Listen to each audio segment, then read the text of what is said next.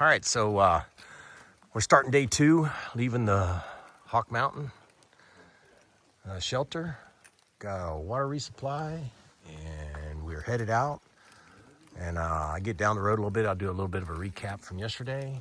But today we are headed from Hawk Mountain Shelter to Gooch Gap Shelter. All right, let's get it done. We've gotten a little bit further down the trail. And a little recap from yesterday. I actually did my first good deed. When I was up on Springer yesterday, somebody had left their glasses hanging in a tree. And about that time, the ridge runner, the little patrol guy that, goes up and down the ridges to make sure everybody's okay and all that kind of stuff. Anyways, so he had pointed them out and said, hey, those belong to a guy that was at our last campsite there at Black Gap. I was like, oh, okay. He goes, you'll probably catch up to him.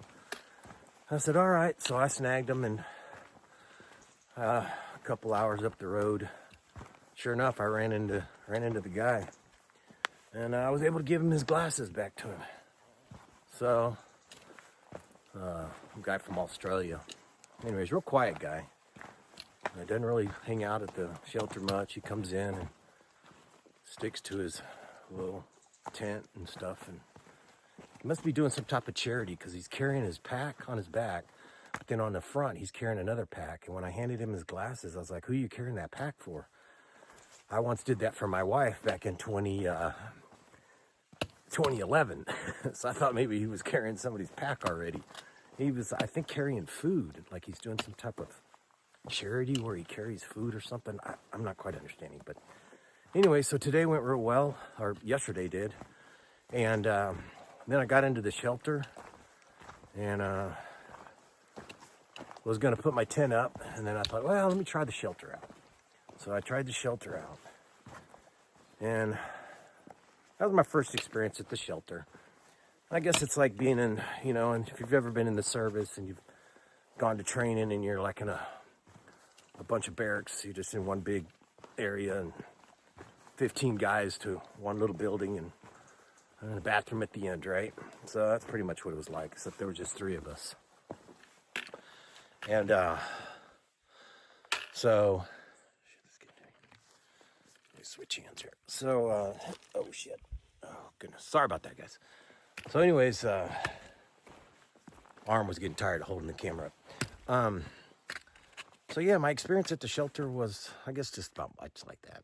I was up at 4 o'clock and couldn't sleep anymore, and tossed and turned, and there was this one guy. There's always one guy, right? There was this one guy that was like talking everybody's head off last night or yesterday evening, and we were in front of the shelter at first, and then there was a couple of us hanging out, getting to know each other, learning each other's stories and stuff, and I finally decided, look, I gotta go change locations.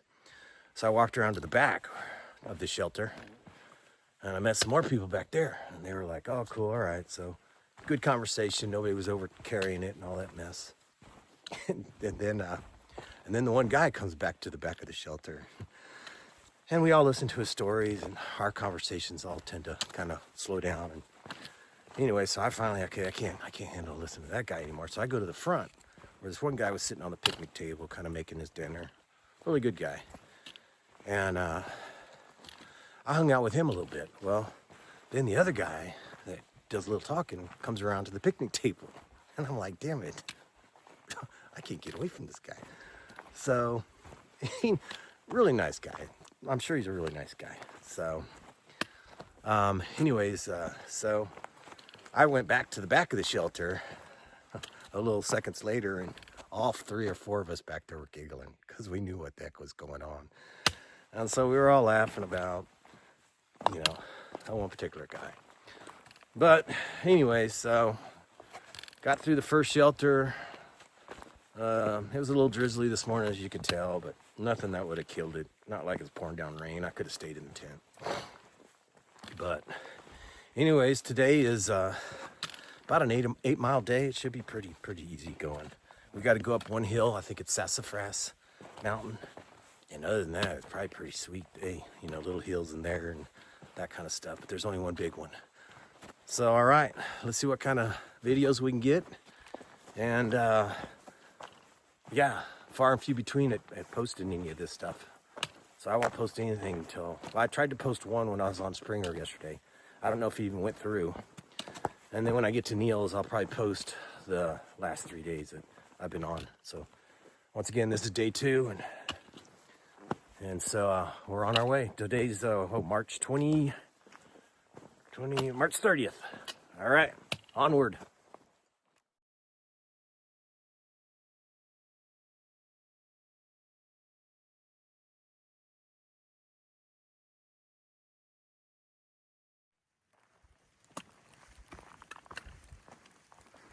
We got here High Tower Gap, Three Forks. All right, going that way.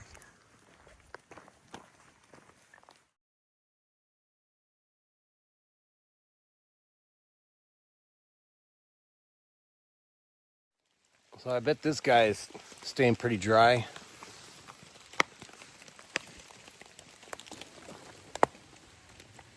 Yeah, I bet so. So the young guys in front of me that are hiking, they're like in their 30s, I think. And of course, I'm in my 58s, but their packs are like in the 40 range. I tell them my pack is like in the 26 range. That's how I'm able to hang out with them. I tell them they beat me on downhills because my knees and elbows and shins and calves and heels don't operate as well as theirs does. So they catch me on the downhills. Anyways, it's a rainy day out here and just moving along.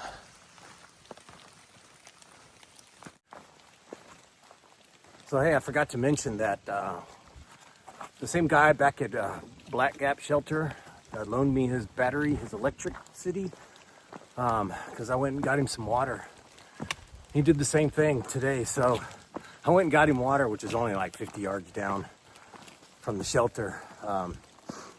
And I filled his water up and he gave me some power last night, so I'm able to do some film today, surprisingly.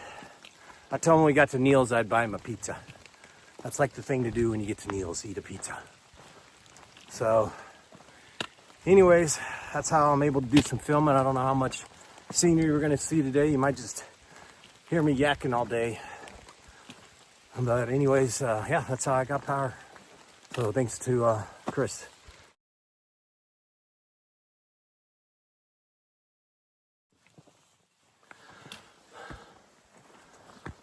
So I wanted to cover something while I hike this ridge line here. And that is, I met this guy at Black Gap. It was one of the first shelters, right? And he was from San Antonio, Texas. I was like, oh, that's cool, you know, and what made you come here to do this, you know, et cetera, et cetera. And he's like, oh, you know, just something I want to do. I got my master's degree. And I was like, oh, well, man, where'd you get your master's degree? And he's like, oh, I got it from A&M. I was like, oh, all right. Yeah, I'm Aggies, you know. My Uncle Bob's an Aggie, and so our families are Aggies, and, you know, Aggie supporters. So yeah, so he got his degree, like a master's in some type of nuclear or something or other, physics, whatever. I was like, oh, well, okay. So got to Hawk Mountain Shelter, and he was rubbing some stuff that he had gotten from somebody on his knee, and his knee was bothering him. And I was like, oh, okay, you know, you don't ever think it's gonna like cause somebody to quit or anything, so, or have to get off the trail. Let's put it that way.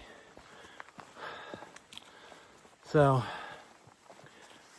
yeah, so next morning comes down. I'm coming off of Sassafras Gap, and the kid is, I guess he was probably in his 30s, was waiting for a shuttle at this parking lot after you come down Sassafras Mountain.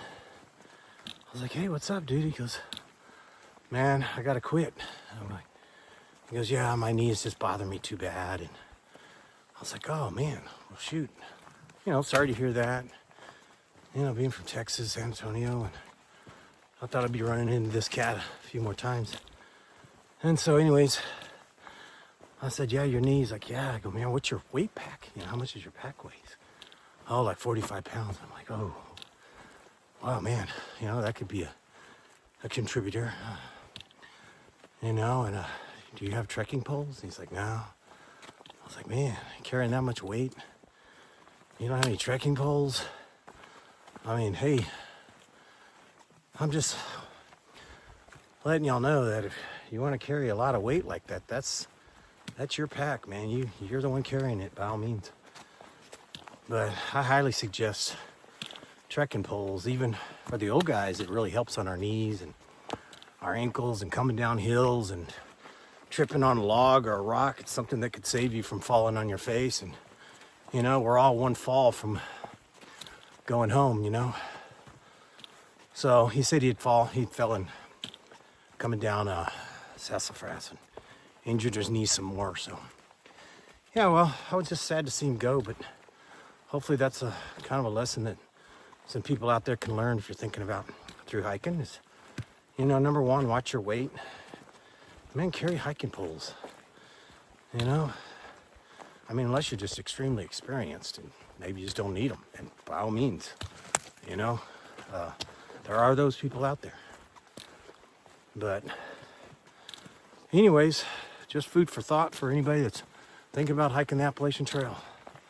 All right, kid, I always love to watch Tarzan. Let's see if I can do a little bit of Tarzan.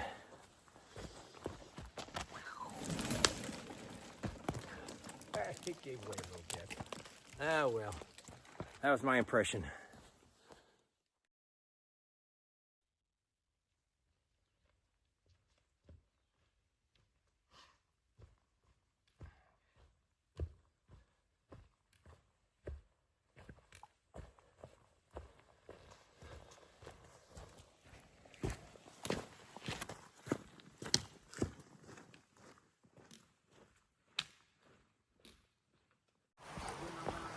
Well, let's do this creek crossing.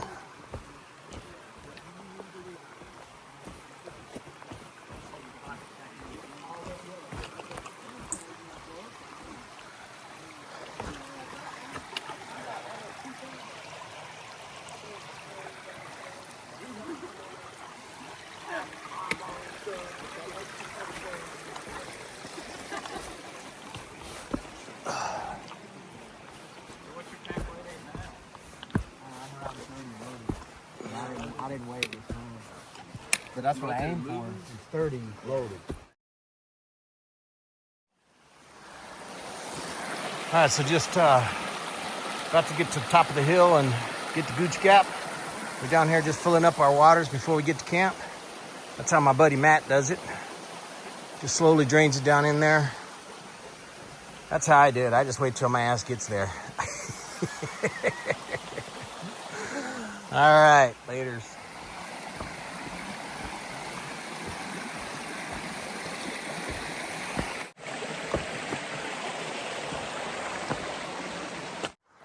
So here's a little shot of Gooch Gap from across the draw. There's a draw there, and it's up on the hill over yonder. You see through the trees. All right, let's get ourselves over there. All right, coming into Gooch Gap.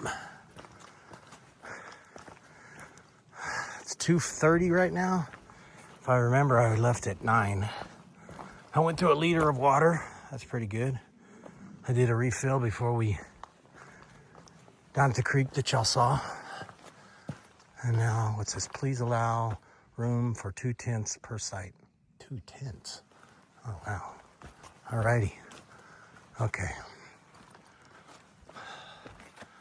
All right, guys.